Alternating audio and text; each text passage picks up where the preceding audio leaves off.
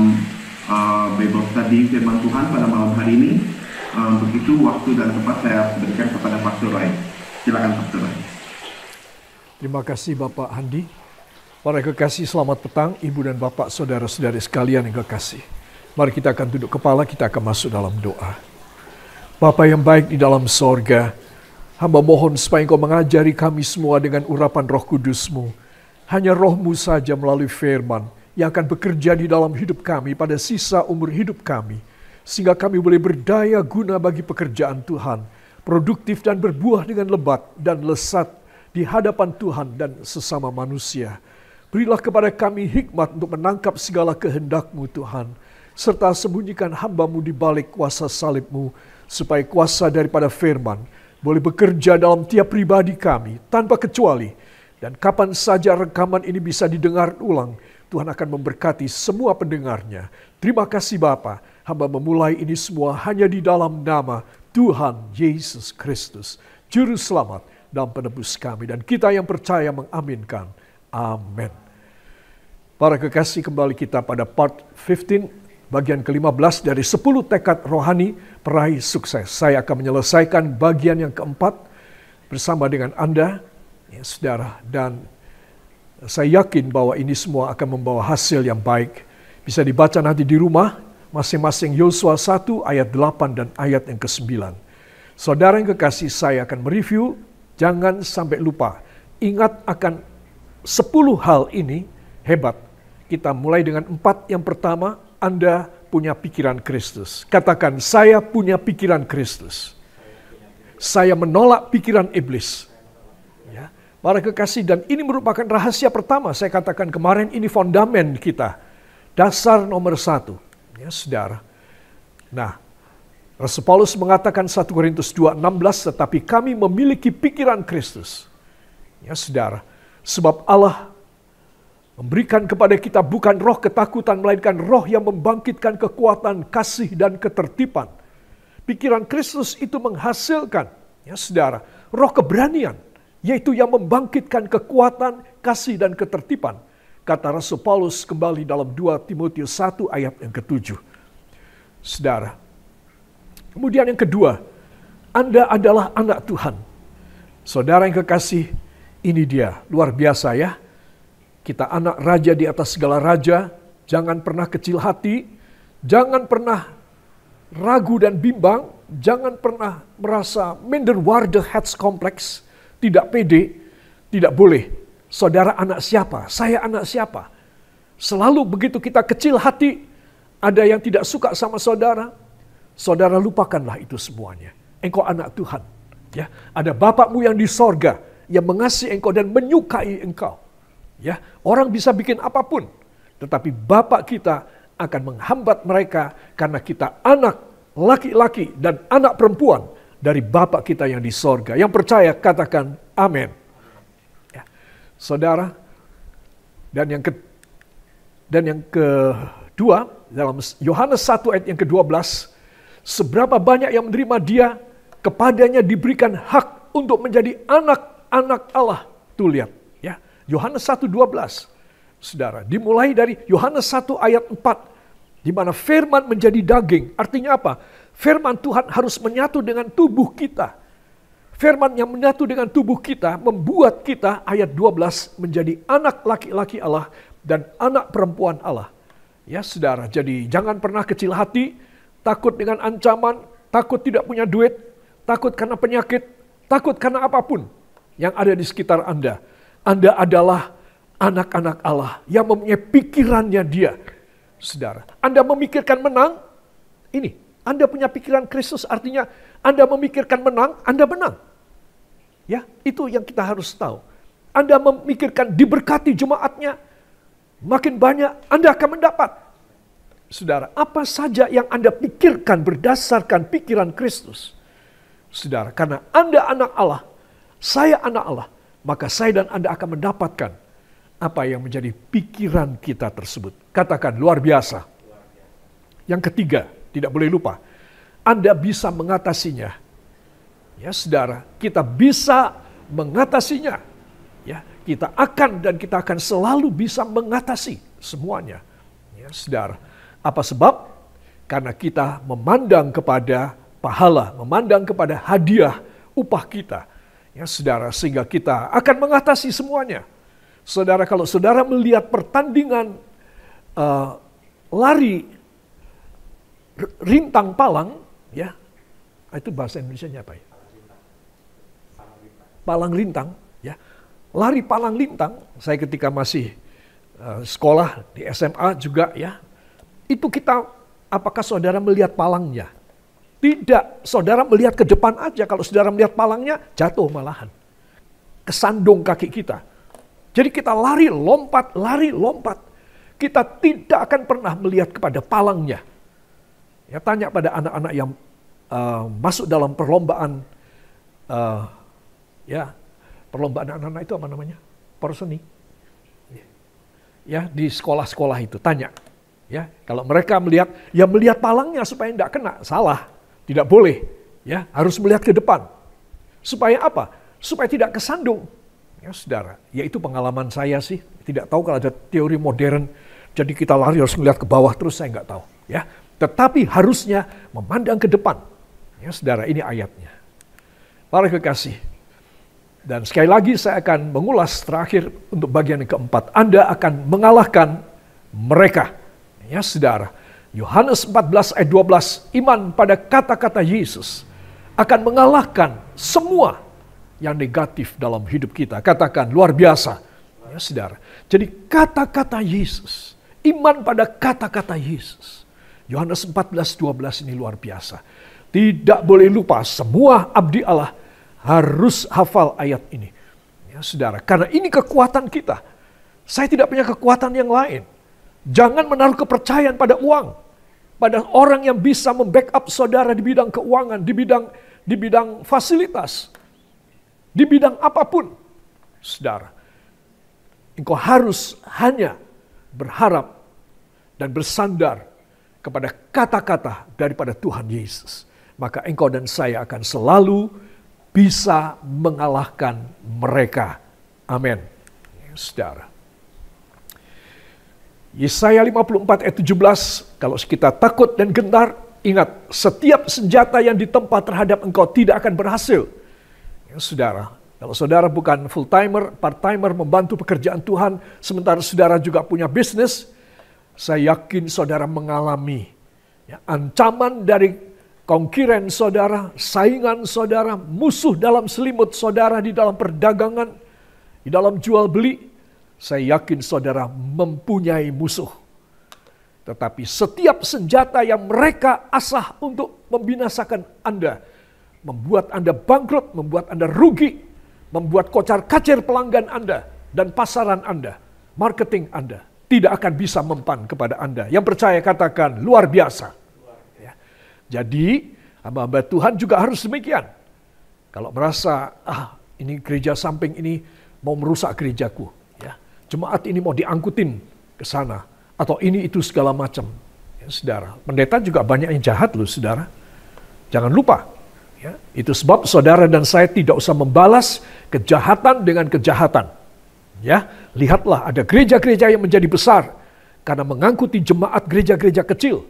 Saudara, mereka dosanya di hadapan Tuhan besar sekali, saya bilang. Ya, itu sebab tidak usah khawatir. Karena saudara mempunyai kemenangan, engkau bisa mengatasi semuanya. Hiraukan semua cara, sistem, strategi, dan semua muslihat daripada semua yang akan merusak pekerjaan Anda. Karena Anda adalah seorang yang lebih daripada orang-orang yang menang. Beri tepuk tangan bagi Tuhan. Haleluya. Para kekasih. Apa alasan utama sehingga bisa sedemikian? Ya, saudara. Ya, saudara.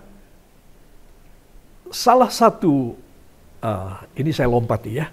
Salah satu gangguan atau simptom psikologis penyebab kekalahan. Ya, saya bicara sedikit di sini. Ya, 2 minggu yang lalu saya sudah sampaikan, tetapi semoga saudara tidak lupa. Ya, namanya adalah NPD. Ya, saudara. Penyebab kekalahan adalah narcissistic personal disorder, ya saudara, yaitu kelainan personal mengenai soal narsistik saudara. Nah, ini saya sudah jelaskan sedikit, saya bukan ahli jiwa, ya saudara. Nah, ini penyimpangan pribadi narsistik. Yaitu ada beberapa cirinya, saudara. Kalau sampai saya ada di antara 1 sampai 5 ini, maka saya harus minta supaya Tuhan menyembuhkan simptom, gejala saya ini. Ya saudara, karena ini tidak begitu nyata, saudara. Tetapi kita merasa, kita kroso. 1, saya sangat reaktif terhadap kritik. 2, saudara, saya tidak merasa memiliki security. Saya tidak secure, saya insecure. Orang yang insecure, saudara, akan selalu merasa tidak aman. Ya, saudara, dan itu sebab dia selalu menganggap orang lain itu sebagai musuh ataupun yang akan menjebak dia. Ya, saudara, tidak usah takut, tidak usah khawatir. Kalaupun orang tersebut yang kelihatan baik di muka kita, ternyata dia seorang yang jahat, dia akan berurusan dengan Tuhan. Ya, kita tidak usah terlalu hiraukan. Jalan saja terus, pelayanan aja terus. Ya, jualan aja, produksi aja ibu-ibu dari rumah. Tetap saja bekerja, tetap cari duit. Ya, kalau saudara seorang businessman, jangan merasa insecure karena Tuhan melindungi saudara. Jangan lupa tadi, Anda adalah anak Tuhan. Jadi harus merasa aku nggak boleh insecure. Aku harus merasa secure. Aku merasa aman, aku merasa mantap, aku merasa solid. Ya, itu membuat apa? Itu membuat seluruh hormonal dalam tubuh kita, saudara, menjadi bagus. Ya, saudara, sehingga menghasilkan rasa puas, rasa senang, rasa happy, rasa berguna. Nah, kenapa? Ya, saudara, tidak saya tulis di sini. Kenapa orang merasa insecure? Karena dia merasa kurang berguna buat orang lain. Heran ya saudara. Kalau dia berguna untuk diri sendiri, tetap dia merasa insecure. Tetapi kalau dia berbuat sesuatu untuk orang lain, saudara, maka dia akan merasa secure. Ya saudara, aku selalu berbuat baik pada jemaat ini, aku selalu berbuat baik dengan rekan-rekan hamba-hamba Tuhan yang lain. Apa yang aku takutkan, apa yang aku khawatirkan, gak ada. Ya, semuanya itu urusan Tuhan. Karena aku hatinya benar. Ya, itu sebab para kekasih dalam rumah tangga juga demikian. Ada istri, ada suami yang merasa insecure. Masih komplit suami, istri, anak ada, barangkali orang tua juga ada. Semua ada, semua tercukupin. Tetapi merasa insecure. Saudara, apa sebab? Satu hal yang perlu saya sampaikan. Anda kurang berbuat banyak untuk orang lain. Berbuatlah banyak untuk orang lain. Engkau akan merasa secure. Kenapa? Karena Tuhan berfirman terlebih berkat memberi daripada menerima. Saudara, kalau saudara menerima berkat sedikit, saudara mulai belajar untuk bikin hidup saudara seumur hidup sampai mati, saudara secure. Dengan cara berkat saudara yang cuma sedikit, gaji yang cuma sedikit. Cobalah dibagi sedikitlah kepada orang lain. Sampai Tuhan melihat ya, bahwa saudara seorang yang tidak selfish. Orang yang selfish pasti tidak merasa aman. Tapi kalau kita tidak selfish, maka Tuhan, 1, akan membuat kita secure, aman. 2, Tuhan akan memberkati kita luar biasa. Ya, tebarkanlah roti pada air, maka engkau akan mendapatkan hasilnya, kata surat Amsal. Jadi apa maksudnya? Maksudnya saya dan Anda, untuk kita membuang NPD ini, belajar kita berkorban buat pekerjaan Tuhan, 1. 2, berkorban untuk orang lain yang membutuhkan. Di luar sana ada lebih banyak orang yang membutuhkan ketimbang kita menyimpan sendiri. Saudara, sudah pasti kita boleh menyimpan. Siapa bilang tidak boleh menyimpan? Tuhan juga mengajar kita demikian. Tetapi kita harus membagikan untuk orang. Ya, saudara. Kenapa? Karena faktor insecure ini. Ketika seseorang memberikan, seseorang membagi kepada yang lain, saudara, maka Tuhan akan memberikan kepada dia berkat kembali, dan Tuhan akan berikan rasa puas, rasa nyaman dalam hidupnya. Ya, dicoba saudara. Jangan tunggu kaya, omong kosong. Orang yang bilang tunggu saya diberkati, itu mesti dia bohong. Kalau dia sudah kaya, dia paling kasih sedikit lah. Ya, saya yakin itu. Itu sebab Anda dan saya harus tahu bahwa Tuhan ingin dari kita tidak punya apa-apa sampai kita berkelimpahan, kita selalu secure. Ya, jangan ada NPD. Yang ketiga, saudara, mau menang sendiri dan defensif. Ya, saudara, sudah pasti ini bukan hanya dalam soal perdebatan. Kalau saudara memperdebatkan firman yang benar, boleh dong. Ya, jangan saudara terus bilang, ya dah terserah kamu deh. Ya, padahal itu yang mendebat saudara salah. Tidak boleh. Saudara harus habis-habisan. Saudara harus berdebat dengan dia sampai dia sadar. Ya, saudara. Tetapi apa maksudnya di sini? Mau menang sendiri dan defensif.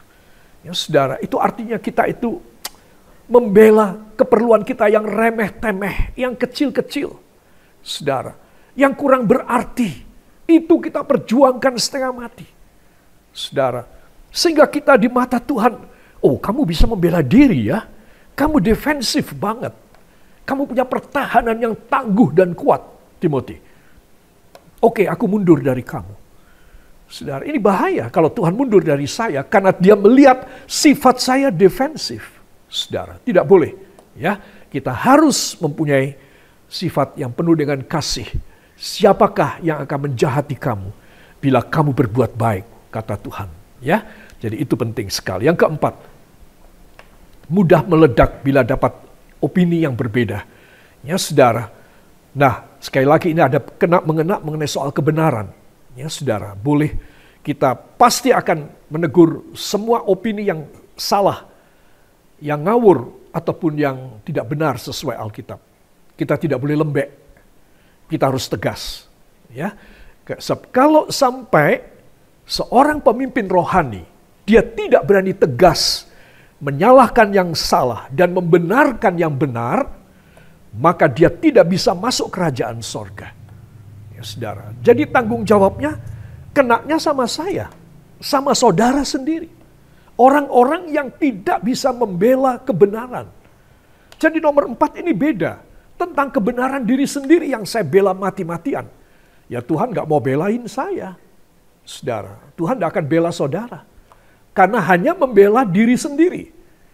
Saudara, apa yang saya sampaikan ini semua berkenaan mengenai soal relationship, hubungan kita secara society, secara sosial.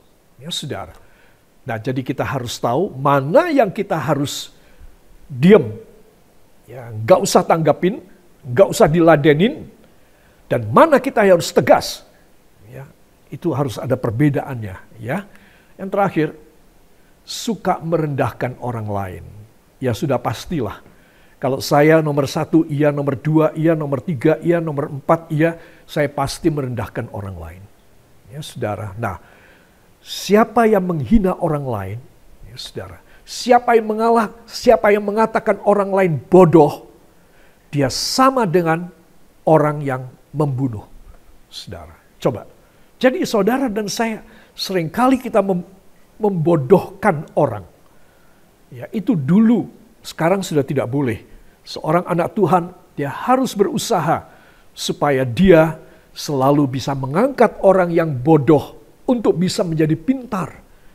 Orang yang rusak untuk bisa menjadi baik. Saudara. Nah, disinilah contoh karakter daripada Kristus. Pada tahun yang lalu saya menyampaikan mengenai soal karakter Kristus. Kalau saudara bisa dibuka kembali atau lihat di YouTube, saudara. Dan itu penting sekali. Ya, para kekasih, tirulah Kristus.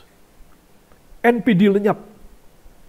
Maka sifat Kristus nyata di dalam hidup kita. Katakan amin. Saudara, saya mengulangi lagi, ya, haruskah kita meniru Kristus? Anak Tuhan harus belajar meniru, imitating Christ, imitating Kristus. Ya, belajar. Memang saya akui ini tidak gampang, saudara. Tidak semudah saya bicara.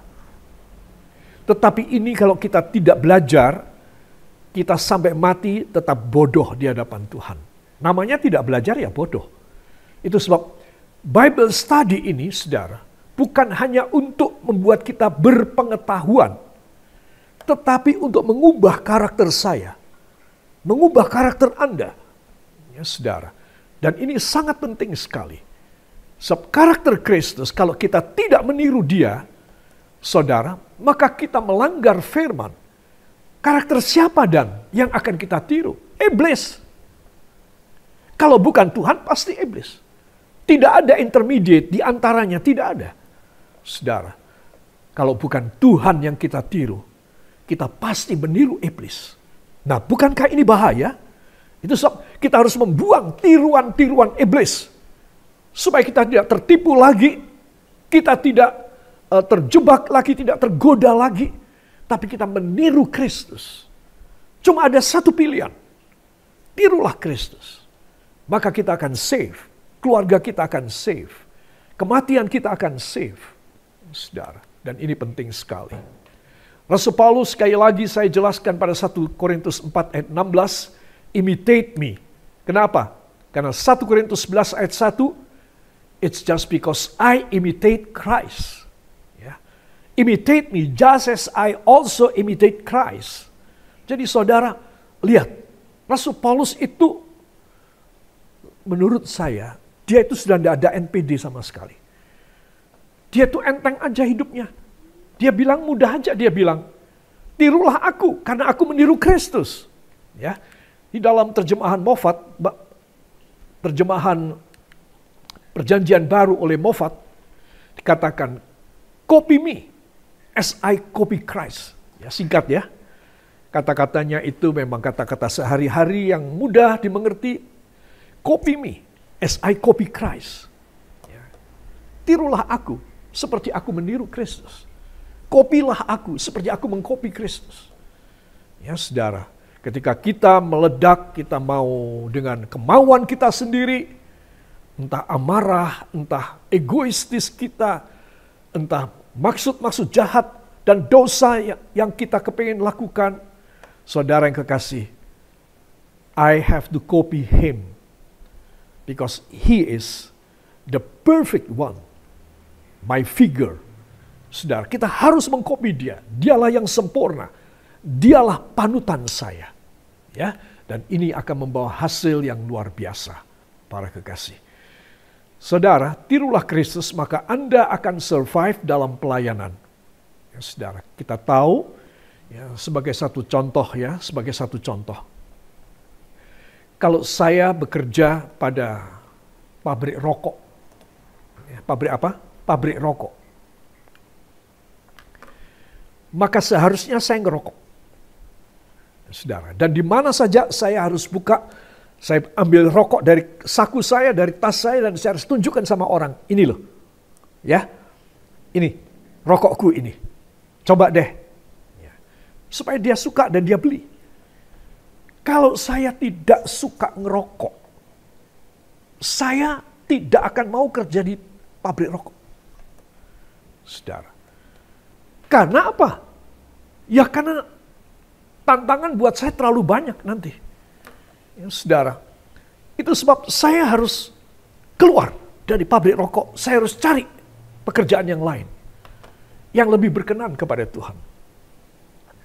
Saya mau bersaksi, papi saya, sebelum papi saya bekerja di pabrik gula, di Madiun, di Surabaya, papi saya bekerja di BAT. BAT ini adalah British American Tobacco, yaitu perusahaan rokok Inggris dan Amerika, BAT. Orang-orang yang sudah setua saya pasti masih ingat BAT. Itu perusahaan rokok terbesar di seluruh dunia. Karena miliknya Inggris, kerajaan Inggris, dan milik pemerintah federal Amerika Serikat. Saudara, dan kemudian karena ada nasionalisasi dari pemerintah Indonesia, dan kemudian BAT melarikan diri dan keluar hengkang dari Indonesia. Saudara, ketika papi saya itu bekerja di pabrik rokok. Wah, walaupun dia anak pendeta, papi saya itu anak pendeta. Papa mamahnya pendeta. Mertua laki, mertua perempuannya pendeta. Ya. Papa mama dari mama saya, dari mami saya, itu pendeta. Pendeta sama pendeta besanan. Jadi anaknya harusnya pendeta kuadrat. Harusnya. Ya. Tetapi sayang, papi saya itu perokok berat. Jadi beliau itu kalau seminggu sekali atau 2 minggu sekali pulang itu mesti bawa beberapa slof dari pabrik rokok itu. Memang itu dikasihkan. Ya, siapa pegawai staf boleh ambil. Supaya apa? Supaya dibagikan kepada orang lain sebagai sampel. Ya, sebagai sampel. Supaya orang coba. Jadi papi saya itu pekerjaannya merokok. Saudara. Tetapi ketika Tuhan memenuhi papi saya dengan Roh Kudus, maka papi saya dilepaskan.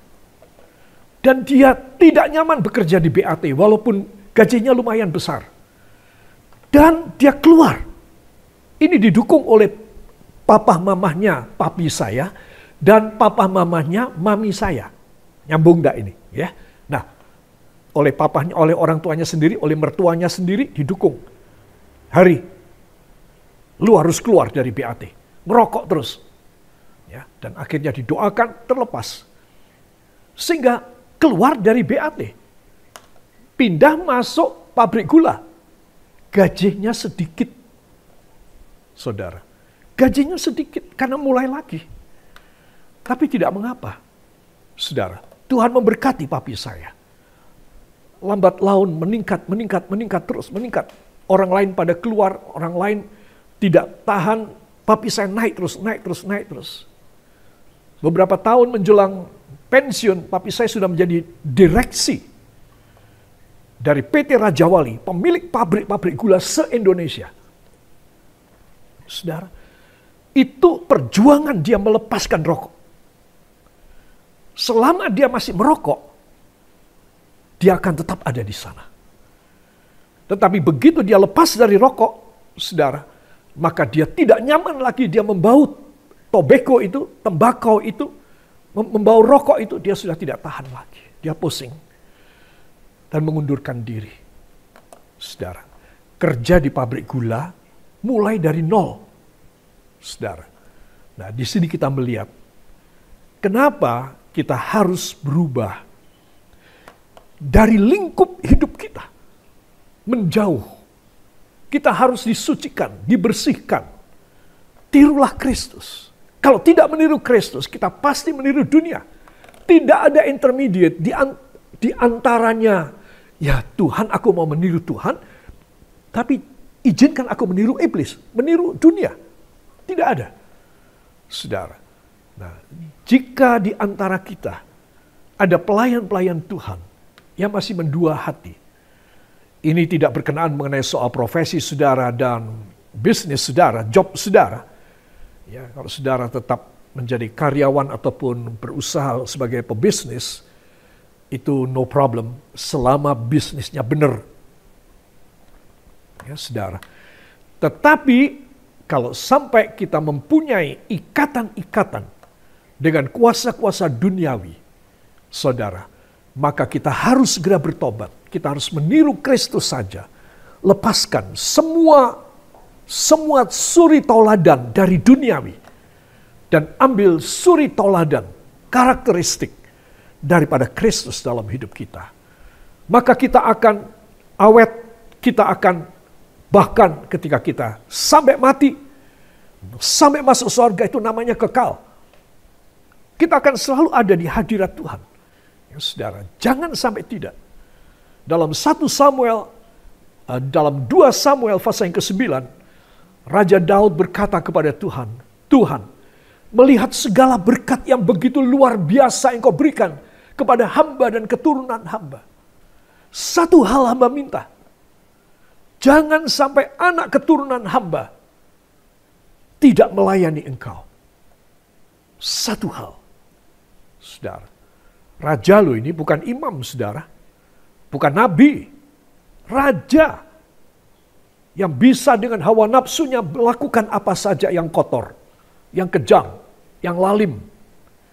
Tetapi Daud berkata, Tuhan, melihat semua berkat yang luar biasa yang kau berikan kepada hambamu, hamba cuma minta satu perkara. Jangan sampai anak keturunan hamba menjauh daripadamu. Saudara, nah ini menggoncangkan hati Tuhan. Sehingga Tuhan membuat perjanjian dengan Daud yang kita namakan, yang para teolog menamakan sebagai perjanjian Daudi. Allah berjanji kepada Daud perjanjian yang besar sama dengan perjanjian Musaik yang pertama. Ya, sama dengan perjanjian Abrahamik yang pertama dan Musaik yang kedua, yang ketiga Daudi. Itu perjanjian lama. Baru masuklah Yesus datang, perjanjian baru. Saudara yang kekasih, komitmen kita hanya bisa muncul kalau kita meniru Kristus. Ada keberanian, ada tekad, saudara. Ada sasaran ke depan, pahala di depan. Aku gak mau sampai kehilangan pahala itu. Saudara, seberapa kecil sekalipun pelayanan kita, kita tidak boleh bikin main-main. Kita tidak boleh ini sebagai satu percobaan. Kita tidak boleh ini sebagai sesuatu sandiwara. Saudara, karena sebentar pelayanan yang kecil akan menjadi besar. Yang percaya katakan amin. Bila mana pemimpinnya betul-betul berada di dalam urapan Roh Kudus, meniru Kristus. Tidak ada kata-kata untuk meniru duniawi. Tidak ada. Dalam marketplace, saudara bergaul, saudara bersosialisasi. Ya saudara, ya apalagi sebagai part-timer ya, punya rekan-rekan kerja, rekan-rekan businessman, business ladies, segala macam. Tapi jangan sampai keduniawian sama seperti mereka. Tuhan tidak akan pakai engkau. Engkau harus berubah. Saudara. Supaya apa? Walaupun saudara bukan seorang full-timer, saudara seorang part-timer, tapi saudara tidak boleh serupa dengan mereka. Saudara serupa dengan Kristus. Amin. Supaya apa? Supaya berkat saudara, bisnis saudara awet. Gak naik turun kayak begitu. Saudara. Itu sebab ini penting sekali. Kita harus meniru Kristus. Dan kita harus menghindarkan diri kita dari semua tipologi, daripada semua karakteristik dan sistem manajemen, sistem perdagangan, sistem ekonomi dari dunia, di mana entertainment yang berdosa masuk di situ, saudara, dan lain sebagainya. Saya tidak begitu mengerti sih. Cuma saudara punya perasaan kan? Kita semua punya perasaan. Sehingga kita bisa menimbang. Oke. Nah, jadi pelajaran 10 tekad untuk kita sukses. Ini termasuk ini berat sekali. Kalau kita tidak meniru Kristus, kita berat. Pada waktu kita tidak mampu, kita mengangkat tangan, Tuhan, ya ampun Tuhan, beratnya Tuhan, hamba tidak mampu. Tolonglah kepada hamba.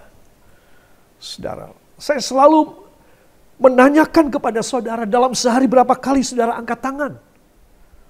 Saudara, tidak jarang saya berkata, ya Tuhan minta ampun, ini berat sekali. Hamba tidak kuat. Saudara, kita harus minta kepada Tuhan. Kalau kita tidak minta kepada Tuhan, Tuhan terbiasa. Oh, Timothy Roy ini tidak pernah minta sama aku. Mintanya cuma berkat. Mintanya cuma jiwa-jiwa yang banyak. Untuk dia pribadi dia tidak perhatikan. Aku khawatir dia masuk neraka. Saudara. Nah, seringkali kita untuk pribadi kita tidak awas. Kita mengawasi domba-domba. Sangat ketat. Tapi untuk pribadi kita tidak awas. Saudara. Itu sebab ini peringatan Tuhan yang penting sekali. Di dalam 2 Timotius 3 ayat 16 dan 17. Inilah gunanya firman. Saudara. Ya, mari kita akan baca. Seorang saudara tolong membacakan buat kita semua.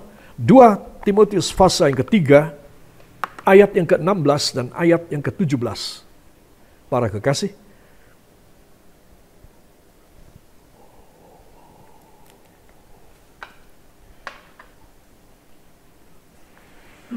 Timotius 3 ayat 16 dan 17, segala tulisan yang diilhamkan Allah memang bermanfaat untuk mengajar, untuk menyatakan kesalahan, untuk memperbaiki kelakuan, dan untuk mendidik orang dalam kebenaran.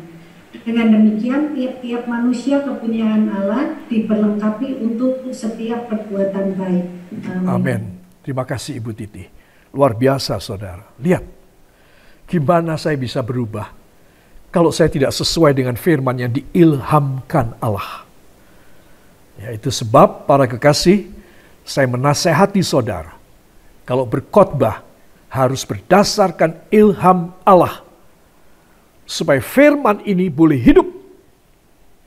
Kita tidak bisa menguraikan, menafsirkan, dan kita men-sharekan tanpa ilham Allah.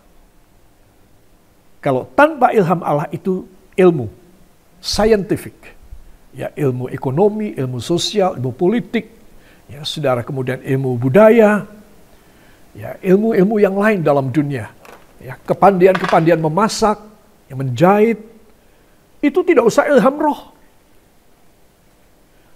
tidak usah. Tetapi kalau orang menyampaikan firman itu harus sesuai dengan ilham Roh Kudus. Tulisan yang diilhamkan Allah. Apa manfaatnya? Ya, kita tadi sudah dengar. 1, menyatakan kesalahan. 2, memperbaiki kelakuan. 3, mendidik orang dalam kebenaran. Coba. Ini dunia tidak bisa, saudara. Universitas tidak bisa. Akademi tidak bisa. Segala macam lembaga pendidikan di dalam dunia tidak bisa. Hanya orang yang belajar dari firman akan mendapatkan. Ini kelebihan kita. Jadi kalau Anda seorang pebisnis, Anda seorang yang berdagang, Anda seorang yang part-timer, kalau Anda pakai ini, semua saingan konkuren saudara bisa kalah sama saudara. Saya jamin 1000%. Tetapi kalau seorang anak Tuhan tidak sesuai dengan firman ini, ya maju mundur, naik turun terus. Saudara, peganglah. Makanya saya beri judul 10 tekad sukses dalam berbisnis. Yang kita sedang pelajari sampai 15 part ini. Juga untuk para hamba-hamba Tuhan. Kita menyampaikan firman tanpa ilham. Ilham itu apa? Wahyu. The revelation of Jesus Christ. Dalam bahasa Belanda dikatakan the openbaring van Yesus Kristus. Pembukaan dari Yesus Kristus. Saudara. Sehingga apa? Sehingga setiap kita mempunyai dalam hidup kita ilham roh. Saudara. Sehingga kalau Tuhan mengilhamkan kepada kita, maka kita akan mudah membicarakannya. Dan orang, bukan kita cuma mudah menyampaikan, istimewa lagi, orang mudah menangkap. Karena yang kita sampaikan adalah ilham roh. Tapi kalau yang saya sampaikan, bukan ilham roh, ilham saya sendiri. Saudara, orang yang menerima kerepotan, menerima dalam hati mereka, ini aku dengarkan apa sih ini? Saudara, jangan ya saudara. Seorang abdi Allah bertanggung jawab karena dia ditugasi oleh Tuhan untuk memberi makan domba-domba Tuhan. Katakan amin. Ya. Jadi saya mohon supaya kita sama-sama belajar. Sekian puluh tahun saya hari ini pada tahun ini 2022 ini saya harusnya dengan Pastor Syaini, istri saya almarhumah, 49 tahun kami melayani Tuhan. Saudara, jadi saudara mesti tahu, sekian lama melayani Tuhan ini, ada begitu banyak hal, saudara, yang Tuhan ajarkan kepada saya. Tetapi itu semuanya membawa manfaat. Ya. Supaya apa? supaya saya dibenarkan, supaya saya bisa menguatin orang lain, supaya orang lain boleh mendapatkan ilham roh dalam hidupnya. Ya, saudara, kenapa? Karena ada yang menjadi saluran ilham roh, ilham pikiran Allah, wahyu dari Tuhan. Saudara, mereka penuh dengan beban, jemaat kita penuh dengan beban, tantangan hidup, kemustahilan. Ya, belum lagi bila rumah tangga tidak akor, tidak ada damai sejahtera. Wah, hidup kemerungsung semuanya. Hidup tidak senang. Ketika mereka datang ke gereja, mereka mendengarkan ilham firman. Mereka dibenarkan jalannya, mereka dikuatkan, mereka diluruskan kembali. Saudara mendapat upah lebih lama, lebih banyak. Lebih banyak ilham saudara sampaikan, berkat saudara lebih banyak. Jemaat juga lebih banyak diberkati. Amin. Sebetulnya melayani pekerjaan Tuhan tidak berat. Hanya apa? Penyerahan diri kita. Iman kita seberapa kita berani persembahkan kepada Tuhan. Saudara, semua dimulai dengan berat. Saya yakin tidak ada seorang pun melayani Tuhan tidak berat. Ya, saudara. Tetapi kalau kita tetap bertahan di dalam absolutisme kita, soliditas kita, integriti kita kepada Tuhan, saya yakin tidak ada yang berat. Semua akan berjalan. Tuhan mengutus para malaikatnya di depan kita menjadi foraiders, menjadi pembuka jalan buat kita. Kita tinggal menjalani saja. Ingat, Yesaya pasal yang ke-58 ayat 14, ayat yang ke-8, maka ayat 8 dan 9, maka engkau akan firman kebenaran menjadi barisan di depanmu dan kemuliaan barisan di belakangmu. Engkau diapit, engkau di tengah-tengah. Siapa berani melawan engkau? Ya, saudara. Jadi saudara dan saya, mungkin kita tidak lama melayani Tuhan, tetapi bikin waktu yang tersisa. Kita harus mempunyai satu keyakinan. Aku mempunyai pikiran Kristus. Aku anak Tuhan. Aku akan mengalahkan semuanya. Aku akan bisa mengatasi semuanya. Ya, ini. Ya, you can overcome them. Karena firman penuh dengan kuasa. Amin. Ayat yang kita baca tadi, 2 Timotius 3 ayat 16 dan 17. Saudara, bagaimana dengan keluarga? Bukan pelayanan, keluarga. Ibu dan bapak, ayah dan ibu, papa dan mama, papi dan mami, berkewajiban semasa mereka masih hidup, mereka tetap umur berapa tua, tetap dianggap sebagai orang tua. Dan tetap bertanggung jawab dengan keselamatan anak-anak cucu mereka. Karena bila kita kembali flashback pada perjanjian lama, saudara, Tuhan memberikan perintah kepada anakmu dan keturunannya lagi. Jadi seorang bapak, saya seorang bapak ya, itu paling tidak bertanggung jawab pada 2 keturunan saya, yaitu anak saya dan cucu saya. Puji Tuhan, kalau saya sudah punya buyut ataupun cicit, nah, tetapi yang paling penting adalah anak dan cucu. Saudara, itu tanggung jawab kita orang selama kita masih hidup.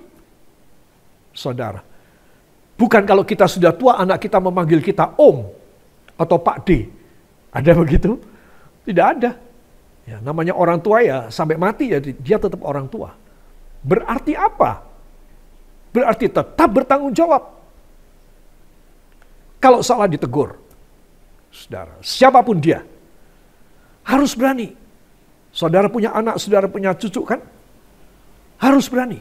Kalau tidak, saya salah, Anda salah. Saudara, jangan dibiarkan aja.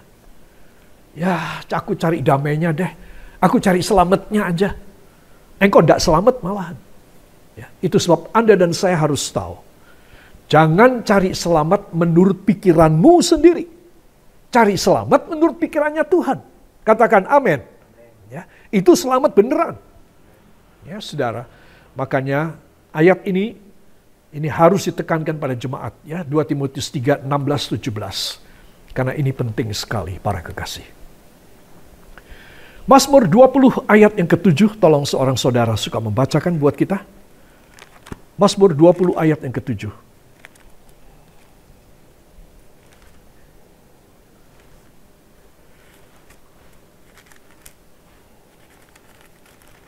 Mazmur 20 ayat yang ke-7. Sekarang aku tahu bahwa Tuhan memberi kemenangan kepada orang yang diurapinya dan menjawabnya dari surganya yang kudus dengan kemenangan yang gilang gemilang oleh tangan kanannya. Amin. Amin. Terima kasih Bapak Yosef. Sekarang aku tahu, kata pemazmur yaitu Daud, bahwa Tuhan memberi kemenangan kepada orang yang diurapinya. Saudara, kata diurapinya ini merupakan sesuatu yang unsur yang luar biasa. Orangnya itu adalah pokok kalimat. Tapi orang yang diurapinya, saudara, ini akan menjadi mahkota kalimat. Dia akan menguasai semuanya. Terus pengurapan dari Roh Kudus dalam hidup seseorang yang melayani pekerjaan Tuhan, itu vital. Atau kalau tidak ada, fatal. Fatal itu bahaya. Fatal itu mati. Ya, saudara. Nah, jadi jelas sekali, kan mudah melayani Tuhan itu mudah sebetulnya. Yaitu kita tadi, hati kita tulus, kita hanya menerima revelation dari Tuhan, ya saudara. Yaitu pengungkapan yang tadi dikatakan dalam ayat 16 dari 2 Timotius 3. Pembukaan rahasia firman dan pengurapan Roh Kudus. Hanya itu yang menjadi modal seorang hamba Tuhan yang akan mempermuliakan Tuhan dan berbuah dengan lebat. Ya saudara. Dan kalau dia melayani Tuhan dengan cara demikian, ini ada upahnya nih, ya saudara. Bahwa Tuhan memberi kemenangan, satu, kemenangan. Jadi orang yang diurapi Tuhan akan diberi kemenangan. Katakan kemenangan. Ya. Dan kedua, menjawabnya dari sorganya yang kudus. Dua, katakan. Dua, jawaban doa. Ya. Dan yang ketiga, dengan kemenangan yang gilang gemilang oleh tangan kanannya. Katakan, tiga, kemenangan yang gilang gemilang. Wah, satu ayat saja isinya 3, saudara. Luar biasa. Tetapi untuk siapa? Hanya untuk orang yang diurapi oleh Tuhan. Jadi kita harus minta. Jangan hanya dalam periode waktu 10 hari antara kenaikan Yesus dan pencurahan Roh Kudus Pentakosta. Hari kenaikan dan Pentakosta 10 hari. Ya, saudara. Apakah saudara anggap dalam 10 hari orang berdoa 10 hari penuh? 10 kali 24 jam dia berdoa barangkali. Dia baru berkenan kepada Tuhan? Tidak. Setelah itu bagaimana? What next? Berikutnya apa? Oh, ini sudah tidak kepenuhan Roh Kudus kok. Jadi aku ya kosong lagi Roh Kudusnya. Memangnya mainan? Diisi, dikosongin, diisi lagi, dikosongin lagi. Ya saudara, tidak. Ya saudara, disebutkan di sini, Tuhan memberi kemenangan kepada orang yang diurapinya. Wah, saya belum mencapainya. Tapi saya kepingin sekali. Hidup saya diurapi oleh Tuhan. Sisa hidup ini berguna. Supaya apa? Supaya orang yang kita layani, saudara, mereka boleh menerima sama dengan kita. Apa yang mereka akan terima? Ya, kemenangan, 1, 2, jawaban doa, 3, kemenangan gilang gemilang oleh tangan kanannya. Berarti ini bukan tenaga dan usaha manusiawi.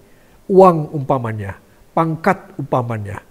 Orang-orang yang mendukung kita umpamanya. Bukan.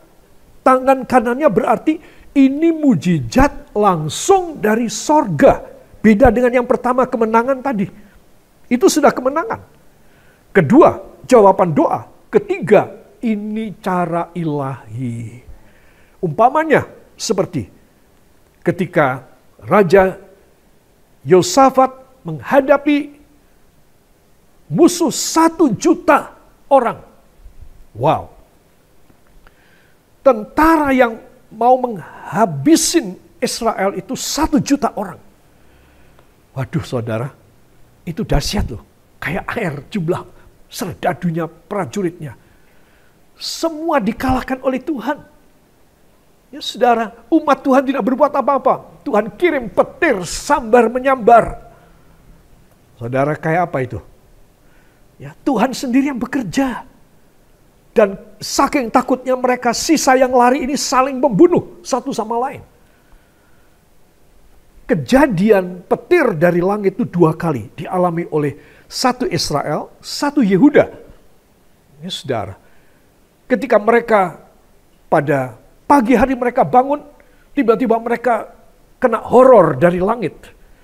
Dan mereka saling menghunus pedang dan membunuh sesama temannya sendiri, sesama tentara. Saling bunuh. Lihat, umat Tuhan diem aja, nggak ngerti apa yang terjadi di balik sana, nggak tahu di camp mereka musuh, di kubu musuh, mereka nggak tahu apa yang terjadi. Tuhan yang bekerja, saudara. Nah, ini yang dimaksud dengan yang ketiga, kemenangan yang gilang gemilang oleh tangan kanannya. Katakan luar biasa. Katakan saya merindukan demikian. Ya, saudara, tidak ada yang mustahil bagi seorang yang melayani Tuhan atau seorang pebisnis yang melayani Tuhan dengan baik. Ya, saudara, perhatikan. Engkau akan mendapatkan kesuksesan. Kita akan mendapatkan kemuliaan. Kematian kita istimewa di mata Tuhan. Saudara. Selanjutnya ayat yang lain, 1 Yohanes pasal yang ke-5 ayat 4 dan 5, 2 ayat yang famous ini. Mohon seorang saudara suka membacakan. 1 Yohanes, ya. 1 Yohanes 5 ayat 4 sampai dengan yang ke-5. Sebab semua yang lahir dari Allah mengalahkan dunia, dan inilah kemenangan yang mengalahkan dunia, iman kita. Siapakah yang mengalahkan dunia selain daripada dia yang percaya bahwa Yesus adalah anak Allah? Amin. Terima kasih Ibu Ika. Sebab semua yang lahir dari Allah mengalahkan dunia. Kita lahir dari dunia, saudara. Kita lahir di dunia. Ya, saudara. Kelahiran kita tidak sama dengan kelahiran Yesus. Kelahiran Yesus dari sorga. Kelahiran kita dalam dunia, tetapi kita bukan ya berasal dari dunia. Saudara. Sebab semua yang lahir dari Allah mengalahkan dunia. Ya, saudara. Jadi kita bukan berasal dari dunia, kita berasal dilahirkan dari Allah. Artinya apa? Kita sudah dibaptis. Ya, saudara.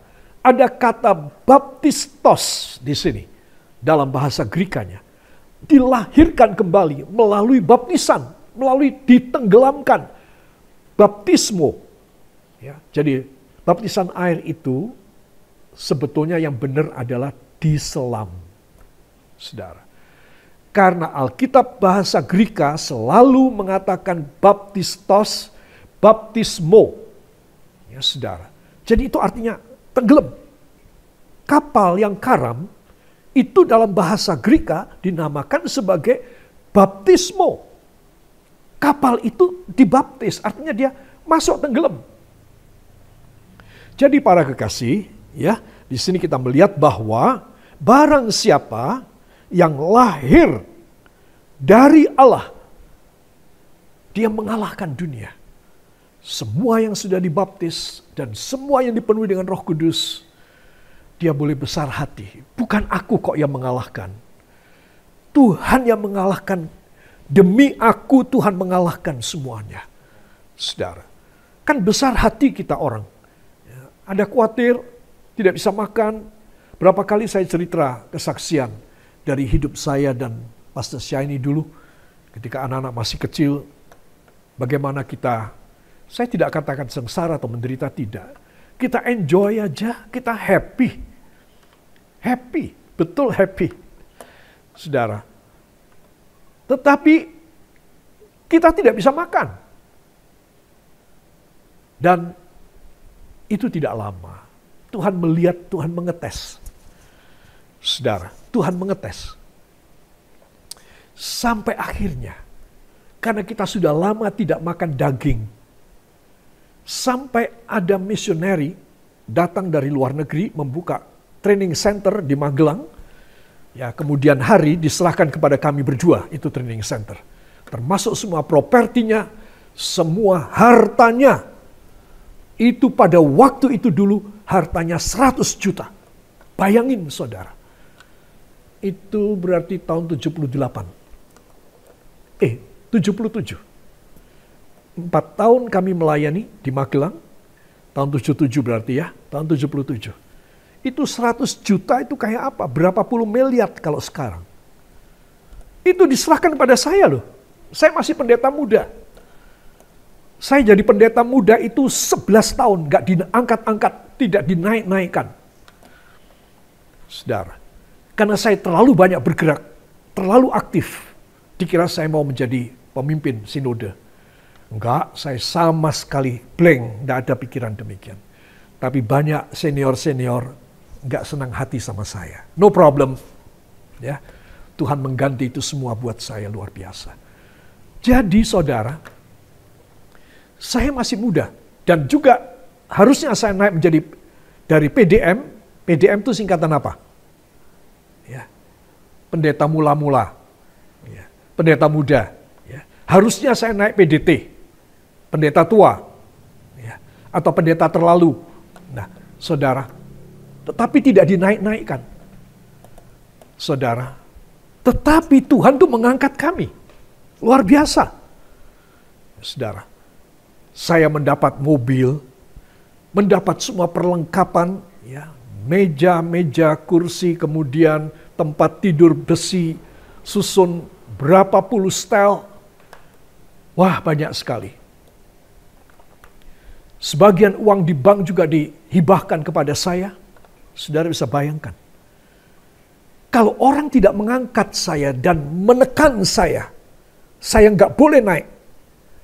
Maka tangan Tuhan akan mengangkat saya. Saya kasih tahu. Ya, itu sebab saya meneguhkan semua hamba Tuhan. Anda dan saya tidak bertanggung jawab pada seorang manusia pun, tidak. Kepada sinode Anda sekalipun tidak. Anda dan saya bertanggung jawab kepada Tuhan saja. Ya, jadi kuat hati kita, semangat kita. Jadi kalau kita dihambat, ya, saudara, maka Tuhan yang akan menaikkan kita. Amin. Jadi tidak usah kecil hati para kekasih. Layani Tuhan dan jiwa-jiwa setulus mungkin. Sejujur mungkin. Gak kepengen cari duit. Gak kepengen cari untung. Tidak kepengen persembahan. Nanti Tuhan yang kasih sama saudara. Tapi kalau di pikiran ini banyak sekali hal-hal tersebut. Materi, keuangan, segala macam. Kemuliaan, pengikut, followers, like, dan lain sebagainya. Maka Tuhan bilang, ya udah kamu takcul aja. Silakan berjuang hidup sendiri.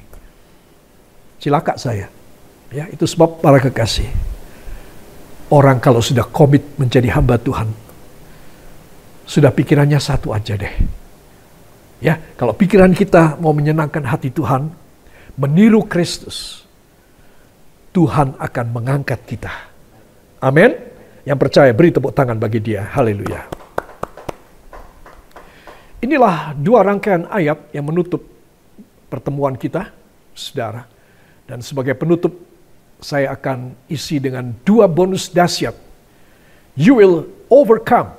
Engkau akan menaklukkan. Jangan kecil hati. Terakhir, ketika engkau mati, ketika engkau meninggal, engkau akan menaklukkan segalanya. Engkau akan pergi dalam kemenangan bersama dengan Kristus. Amin. Saudara, di dalam Mazmur 62 ayat 2 dan 3, saudara, di sini kita melihat ya. Mari kita akan baca sama-sama dari tempat saudara. Tetap mic-nya di mute, tidak usah, tapi saudara dan saya tetap membaca ya. 1, 2. Hanya dekat Allah saja aku tenang. Daripadanya lah keselamatanku. Hanya dialah gunung batuku dan keselamatanku. kota bentengku, aku tidak akan goyah. Amin. Tuh lihat, gagah ya. Gagahnya saya dan saudara itu kalau tidak bersama Tuhan, kayak apa? Nggak gagah kita. Ya, gagah-gagahan gitu loh. Tapi kalau kita bersama dengan Kristus, kita benar-benar dibawa pada gunung batunya. Ya, saudara, luar biasa. Hanya dialah gunung batuku dan keselamatanku, kota bentengku, aku tidak akan goyah. Wow banget. Ya, saudara, masih ditambahi 2 bonus lagi. Ya, saudara. Apakah dia? Ya, nanti sebelum. Ini masih ada lagi. Filipi 4 ayat 13 dan 19. Seorang saudara mohon membacakan bagi kita sekalian. Sebelum kita melihat 2 bonusnya ya. Filipi pasal yang keempat ayat 13 dan 19.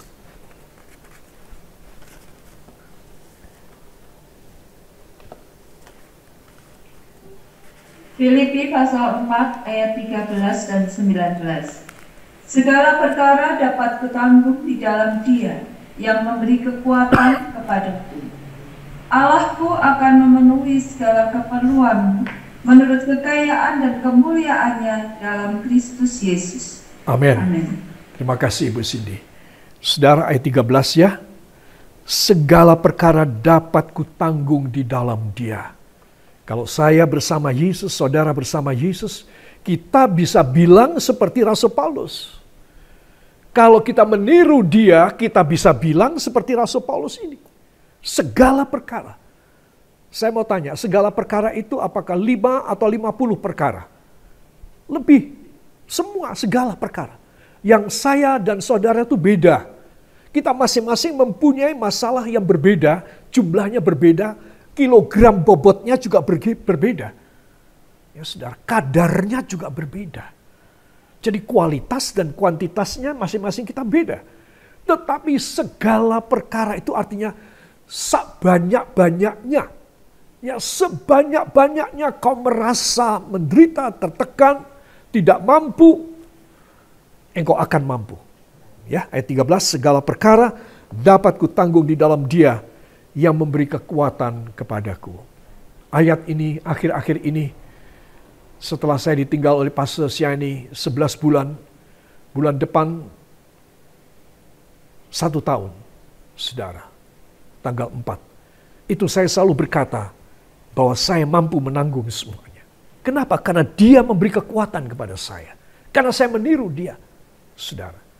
Jadi buat saya berat sekali. Tak terkatakan beratnya. Apa saja kesengsaraan saya sudah mengalami semuanya. Tidak bisa makan, tidak punya uang. Digencet orang, dimusuhin orang. Dari pihak luar juga memprotes segala macam urusan-urusan, difitnah berapa kali. Hebat-hebat. Saya bisa menanggung semuanya. Tapi ditinggal Pastor Siani itu paling berat. Tetapi ayat ini betul-betul saya bisa katakan Tuhan memberi kekuatan kepadaku. Rasul Paulus mengatakan, aku kuat menanggung segala perkara. Beratnya seorang hamba Tuhan seperti apapun. Anda dan saya harus tahu, ada yang menanggung bagi kita. Istimewa kalau nanti kita akan makan perjamuan kudus. Kita menyatu dengan daging dan darah Yesus.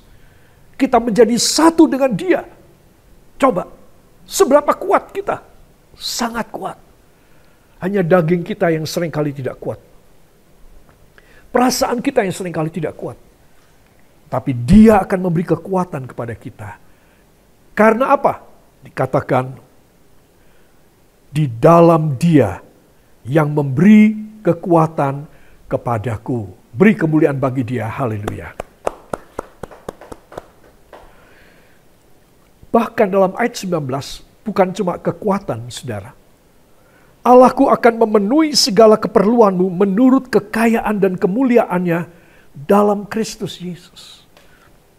Orang yang diberi kekuatan oleh Tuhan juga akan diberi segala kemampuan-kemampuan. Apa yang dia butuhkan, saudara.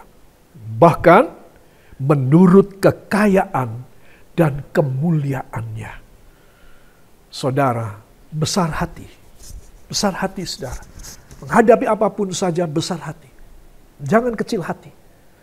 Karena kita tahu, bila kita ada pada tracknya firman, kita ada pada relnya firman, saudara, Dia menanggung segala perkara buat kita. Kita masing-masing berbeda bebannya, kadarnya, jumlahnya. Tapi semua kita akan menerima kekuatan sampai mampu menanggung. Bahkan kita diberi kemampuan menurut kekayaan kemuliaannya. Yang percaya katakan luar biasa. Ya.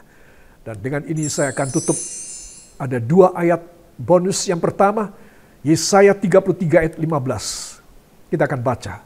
1, 2. Orang yang hidup dalam kebenaran, yang berbicara dengan jujur, yang menolak untung hasil pemerasan, yang mengebaskan tangannya supaya jangan menerima suap, yang menutup telinganya supaya jangan mendengarkan rencana penumpahan darah, yang menutup matanya supaya jangan melihat kejahatan. Saudara bisa membaca selanjutnya 16. Orang inilah yang akan diberkati oleh Tuhan luar biasa. Cuma saya tampangkan di sini, saya sharekan di sini, orang yang berbicara dengan jujur, menolak pemerasan, menolak suap, menutup telinga dari rencana kejahatan, menutup mata, tidak mau melihat kejahatan. Ini syaratnya yang saya tunjukkan ayatnya. Saudara bisa baca di rumah sendiri nanti selanjutnya. Ini bonus pertama. Saudara, bonus pertama ini luar biasa. Itu sebab saya ingin supaya semua saudara besarkan hati. Kita melayani Tuhan itu tidak lama lagi. Tuhan segera datang. Ketika saya masih kecil sekali, selalu pendeta-pendeta yang berkhotbah, ya saudara, saya di Surabaya itu dari lahir sampai umur 5 tahun. Itu di Surabaya. Engkong saya, opa saya itu pendeta. Kemudian kadang-kadang mengundang pendeta-pendeta dari Belanda. Ya saudara, karena di Surabaya cuma ada 2 gereja besar pada waktu itu, yaitu di tempat kakek saya, di Jalan Genteng Kali, nomor 61 Surabaya, dan 1 di Jalan Raja Wali, di Tanjung Perak, dekat pelabuhan. Cuma 2 itu gereja, Pinksterkerk, yaitu gereja Pantekosta. Jadi tamu-tamu dari luar negeri itu datang dari China, dari Tiongkok, dari Taiwan, dari Jepang, dari Korea, dari mana-mana itu ya pada 2 gereja ini kalau di Surabaya. Saudara, selalu dari kecil saya mendengar Tuhan mau datang. Sekarang saya sudah umur berapa ya? Ya. Hampir 90 loh saudara. 90 kurang 18. Ya. Coba, Tuhannya kayak apa saya? Itu juga masih saya dengungkan Tuhan mau datang. Saudara bertanya kok nggak datang-datang? Ya. Sudah datang. 1 di sebelah saya sudah diangkat. Dia sudah datang. Saudara. Nggak tahu saya kapan. Nggak tahu. Oh sorry, nggak jadi. Kita semua menanti Tuhan mengangkat kita. Amin. Tetapi sebelum itu, beban yang berat. Filipi 4:13, aku sanggup menanggung segala perkara. Karena Dia yang memberi kekuatan kepadaku. Ayat 19, aku akan melimpahi. Dan Tuhan akan melimpahi aku sesuai dengan kekayaan kemuliaannya. Wah, luar biasa. Ya saudara.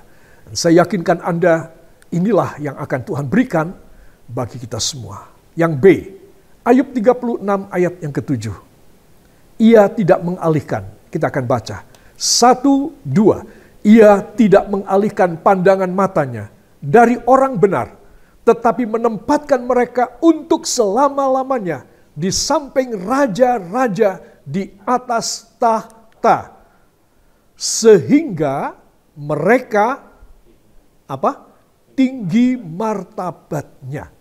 Yuk kita mulai lagi dari atas, kita baca 1, 2. Ia tidak mengalihkan pandangan matanya dari orang benar, tetapi menempatkan mereka untuk selama-lamanya di samping raja-raja di atas takhta, sehingga mereka tinggi martabatnya.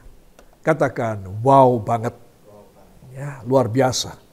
Jadi kalau saya dan saudara kita belajar malam ini, saudara, memang awal-awalnya rasanya kok berat. Wah, tuntutannya harus serupa dengan dia, meniru dia. Akhir-akhirannya hebat nih, ya, senang sekali. Ya, kita akan dipermuliakan, kita akan diberi kekuatan, kita akan dijamin menurut kekayaan dan kemuliaannya. Saudara, kita akan diangkat sehingga tinggi martabatnya. Dan saya yakinkan Anda, bila sebentar kita akan mengalami 2 sakramen ini, pengurapan minyak dan perjamuan kudus, saya yakin semua yang saya sampaikan akan menjadi kenyataan, menyatu dengan tubuh, jiwa, dan roh dan nafas kita. Yang percaya beri kemuliaan yang baik bagi dia. Tuhan memberkati. Mari kita akan ambil minyak urapan, saudara.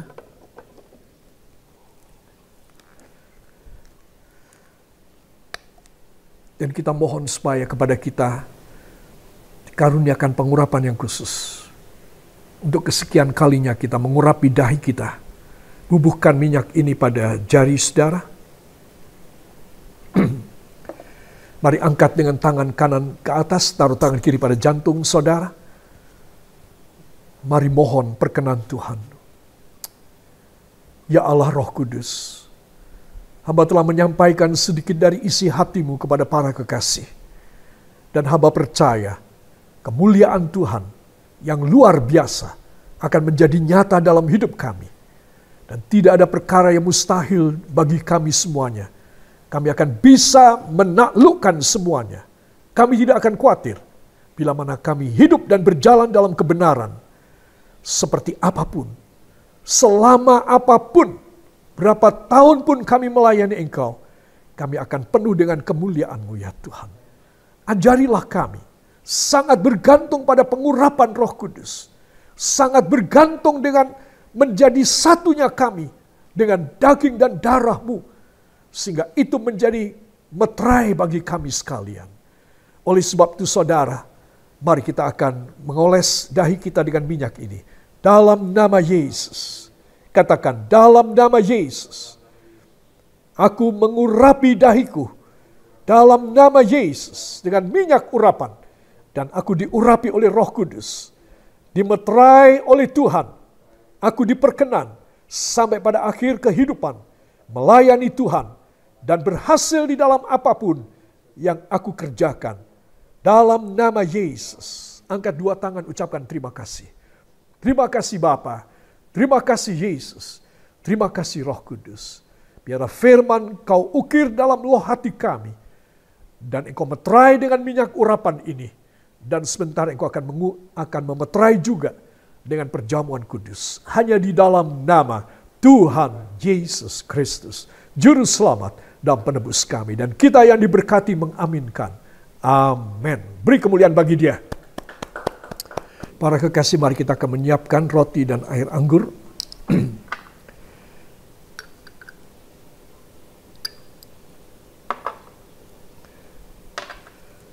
Para kekasih, perjamuan kudus adalah suatu institusi, bukan suatu sakramen saja. Bukan satu liturgi.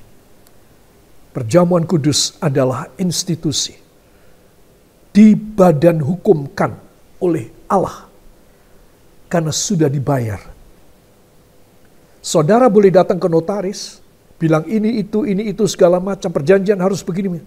Kalau saudara tidak bayar, dia tidak akan kasih meterai. Dia tidak akan tanda tangan. Saudara, betul apa tidak? Seringkali saya dan Anda juga. Apa meterai kita? Pengurapan minyak.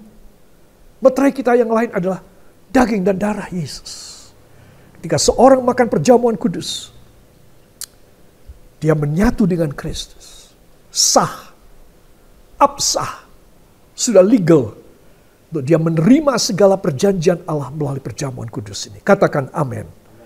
Sebab itu para kekasih, sangat indah bahwa pertemuan kita, Bible study kita, setiap kali ada dua hal yang besar ini.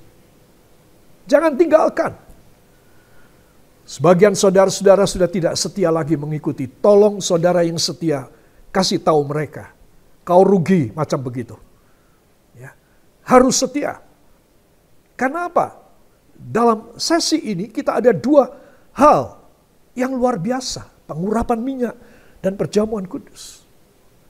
Saudara, seringkali kalau saya mengajar di mana-mana, maka saya diminta untuk selalu, kalau dosennya saya mengajar, selalu diminta. Dosen lain tidak. Selalu diminta untuk pengurapan dan juga ini. Karena mereka tahu itu adalah selalu saya lakukan ketika saya mengajar firman.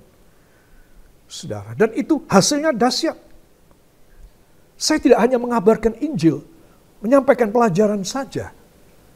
Tetapi saya mengundang Tuhan untuk memeterai melalui minyak urapan dan melalui perjamuan kudus. Amin. Sebab sekali lagi, mari kita akan masuk dalam perjamuan kudus. Yakinlah, tubuh saya yang fana, tubuh saya akan menjadi rumah Roh Kudus kembali ketika saya makan perjamuan kudus ini. Angkat roti dengan tangan kanan. Taruh tangan kiri pada jantung saudara. Ya Tuhan Yesus, Engkau tahu kebutuhan kami yang paling dasar dan paling vital, yaitu pengurapan minyak dan perjamuan kudus. Dan sekarang pada Bible study, untuk kesekian kalinya, Engkau mengizinkan kami semuanya untuk kami boleh makan dan minum tubuh dan darah-Mu ini Tuhan. Dan hamba percaya mujizat akan terjadi. Pribadi Allah akan menyatu dengan pribadi kami. Dan kami akan menjadi rumah Roh Kudus. Hidup kami akan layak di hadapan-Mu. Para kekasih, dengarkan firman dan jawab dan kata amin yang tegas. Maka roti yang kita pecah-pecahkan ini, bukankah ia ini persekutuan di dalam tubuhnya Kristus? Amin. Dalam nama Yesus kita akan makan bersama. Haleluya.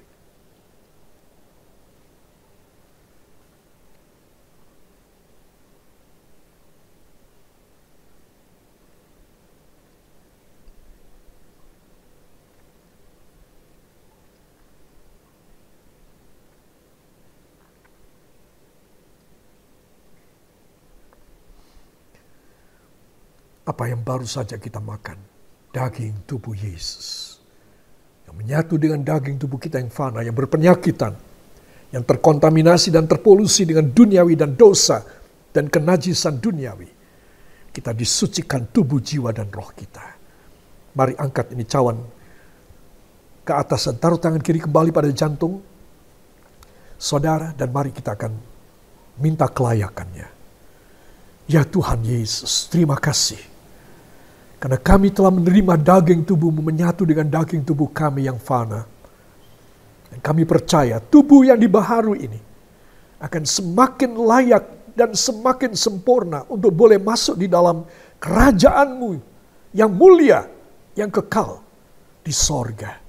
Sekarang izinkan hamba bersama para kekasih di tempat kami masing-masing menyatu dengan darah anak domba Allah. Dengarkan firman. Maka cawan berkat yang kita telah mohonkan berkat ke atasnya, bukankah ia ini persekutuan di dalam darahnya Kristus? Amin. Dalam nama Yesus kita akan minum bersama. Haleluya.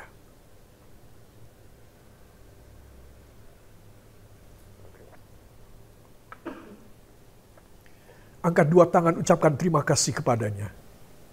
Silakan angkat dua tangan, ucapkan terima kasih kepadanya. Terima kasih Bapa, karena anugerah-Mu yang besar, Engkau telah memperkenankan kami, satu, mendapat pelajaran dari firman. Dua, diurapi dengan minyak urapan. Tiga, menyatu dengan daging dan darah-Mu. Dahsyat sekali anugerah yang kami semua yang menghadiri Zoom meeting ini menerima dari Engkau. Gerakkan hati saudara-saudara kami untuk kembali lagi bersama dengan kami dalam Bible Study melalui Zoom ini, Tuhan, pada waktu yang akan datang. Tuhan memberkati pelayanan kami, keluarga kami, masa depan dan kematian kami. Diberkatilah para kekasih, hanya di dalam nama Tuhan Yesus Kristus, Juru Selamat, penebus kami. Dan kita yang percaya mengaminkan. Amin. Beri kemuliaan bagi Dia.